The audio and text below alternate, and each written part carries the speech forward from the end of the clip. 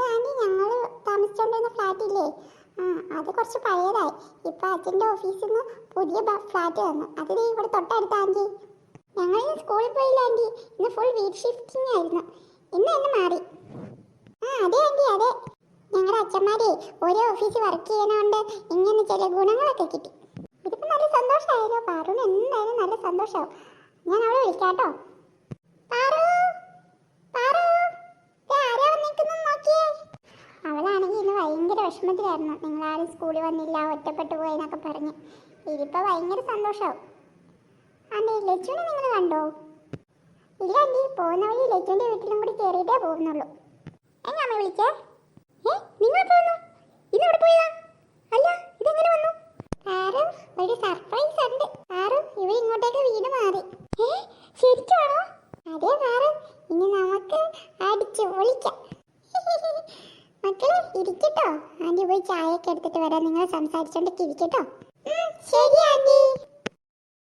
ഏതാ മീനു, എനിക്ക് വിശ്വസിക്കാൻ പറ്റുന്നില്ല. നിങ്ങൾ ഇരിക്കുക, കയറി ഇരിക്കുക, നമുക്ക് സംസാരിക്കാം. എന്നാലും നിങ്ങൾ ഇങ്ങോട്ട് പെട്ടെന്ന് മാറിയിട്ട് ഒന്നും വിളിച്ചു പറഞ്ഞില്ലല്ലോ, ഇന്ന് വരൂലെന്നൊന്നും പറഞ്ഞില്ലല്ലോ. അതുണ്ടല്ലോ, ഇന്ന് രാവിലെ എല്ലാം തീരുമാനിച്ചത്. നമ്മൾ പോലും അറിഞ്ഞില്ല. അവിടെ നിന്ന് ഇന്ന് എന്നെ മാറണമെന്നുണ്ടോ റൂൾ ഉണ്ടായിരുന്നു. അതെ അതെ, പാറുവിനോടൊന്നും പറയാനും കൂടി പറ്റിയില്ല. രാവിലെ അച്ഛനും അമ്മയൊക്കെ നല്ല ബിസി ആയിരുന്നു. അതൊന്നും സാരിയില്ല. എന്തായാലും ഇനിയിപ്പോൾ അങ്ങോട്ടേക്ക് പിന്നെ ആണെങ്കിൽ അമ്മയും അച്ഛനും കൂടി വൈകിട്ട് ഇങ്ങോട്ട് ഇറങ്ങും ഡിന്നറിന് ക്ഷണിക്കാൻ വേണ്ടിയിട്ട്. ഇന്ന് ശ്വേതയുടെ വീട്ടിൽ ഡിന്നർ, നാളെ എൻ്റെ വീട്ടിൽ ഡിന്നർ. സ്പെഷ്യലൊക്കെ ഉണ്ടോ? അച്ഛൻ കിട്ടും ഞെട്ടും. അച്ഛൻ്റെ ഫ്രണ്ട്സും അമ്മയുടെ ഫ്രണ്ട്സും ഒക്കെ അടുത്ത് വന്നല്ലോ. ഇനിയിപ്പോൾ നമുക്ക് എവിടെയെങ്കിലൊക്കെ പോകണമെങ്കിൽ ഒരുമിച്ചായിരിക്കും അല്ലേ? എന്ത് രസമായിരിക്കും. അതെ പാറു അതെ. പിന്നെ പാറു, ഒരു കാര്യം കൂടി പറയാനുണ്ട്. എന്താ മീനു? അത് പിന്നെ നമുക്ക് ആ ബുക്കിൻ്റെ കാര്യത്തിൽ ഒരു തീരുമാനം എടുക്കണം. അതെ അതെ, അതിനി ഇങ്ങനെ നീട്ടിക്കൊണ്ടുപോകാൻ പറ്റത്തില്ല. എത്ര ദിവസമായിരുന്നു വായിക്കാന്ന് വെച്ചിട്ട്.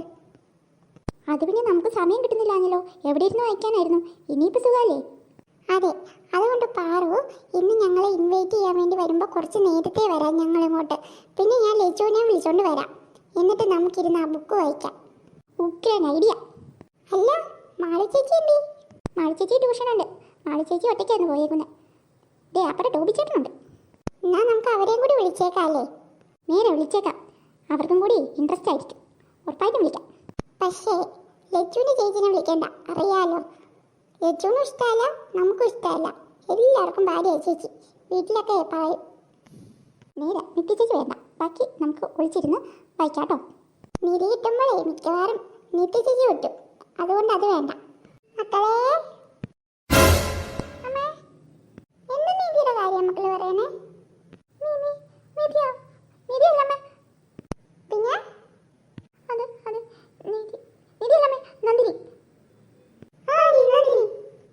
നന്ദിനി പശു അമ്മേ. നന്ദിനി പശു വരുന്ന വഴിക്ക് ഇവരിട്ട് ഓടിച്ചു. അത് പറയുമായിരുന്നു അമ്മേ. അതാണോ? എന്നിട്ട് എല്ലാം പറ്റിയോ മക്കളെ? ചായ എടുത്ത് വെച്ചിട്ടുണ്ടായി. വാ വന്ന് കുടിക്ക്.